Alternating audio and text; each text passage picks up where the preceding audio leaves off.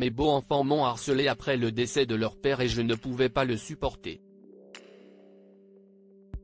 Mais j'ai été réconforté par le fait qu'ils ne s'en sont pas sortis.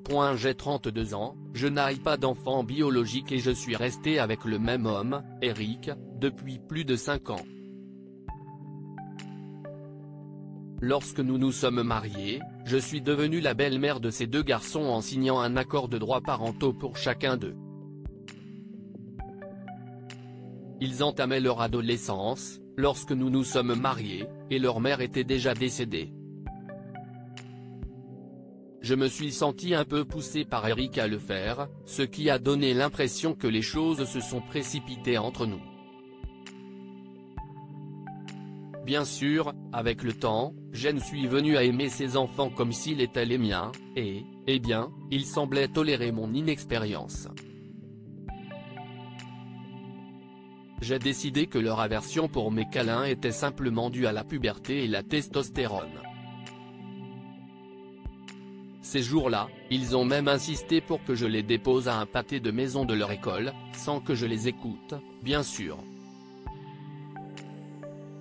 Leur protestation m'énervait, mais était devenue une douce musique à mes oreilles, parce que j'aimais croire que c'était une preuve d'amour.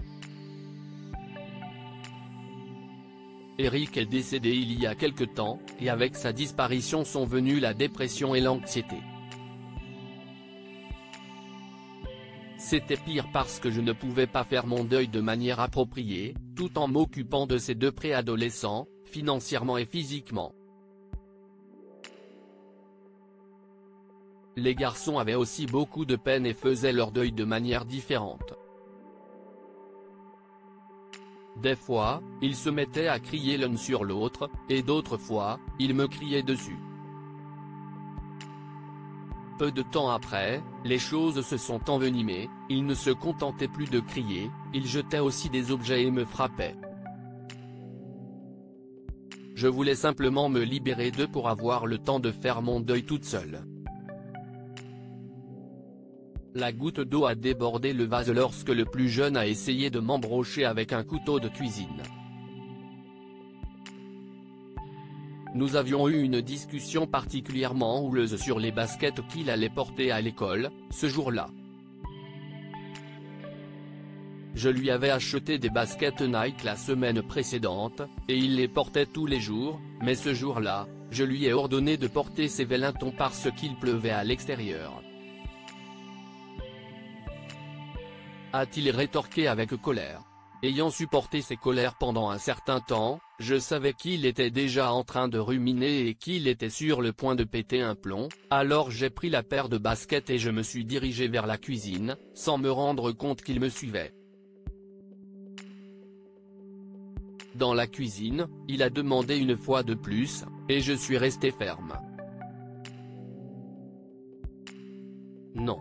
Ai-je crié à tue-tête, furieuse d'être frustrée d'aussi bon matin. Je me suis retourné et je l'ai vu tenir un petit couteau de cuisine. Quand je lui ai demandé de le lâcher, il a ricané et l'a lancé sur moi, en disant qu'il aurait souhaité que ce soit moi qui meure à la place de son père. J'ai esquivé à gauche, et le couteau m'a frôlé, mais à ce moment-là, j'ai su que je ne pouvais plus supporter tout cela. J'ai donc parlé avec certains membres de leur famille et ils ont accepté de s'occuper des garçons si le tribunal le permettait. J'ai rempli les papiers nécessaires le jour suivant. Je savais que c'était mal d'être heureuse à l'idée de se libérer d'eux. Mais après tout ce qui s'était passé, je sentais que c'était légitime. Le tribunal a accédé à ma demande et j'ai renoncé avec soulagement à mes droits parentaux à leurs égards. Cependant, lorsque je leur ai annoncé la nouvelle, ils ont fondu en larmes. Leur ai-je dit ? A demandé le plus âgé, abasourdi. A ajouté le plus petit qui avait lancé le couteau. Je ne pouvais toujours pas le regarder sans me souvenir de son visage lorsqu'il a prononcé ces mots déchirants et qu'il m'a lancé le couteau. Il ne m'aurait pas manqué si je ne m'étais pas écarté, et même s'il ne m'aurait pas tué, il m'aurait tout de même fait mal. Ils ont pleuré et m'ont supplié de ne pas les abandonner, mais je n'avais assez d'essayer d'être là pour eux. Je les aime beaucoup, mais je savais que je ne pouvais pas être la mère qu'ils méritaient. M'ont-ils dit en même temps, des larmes et de la morve coulant sur leur nez. Si est-il trop tard maintenant, les documents ont été déposés, me suis-je surprise à leur dire. Les jours qui ont suivi ont été calmes, même si les garçons étaient déprimés. Ils ont été chargés de faire leur bagage et je me suis concentré sur mes propres affaires.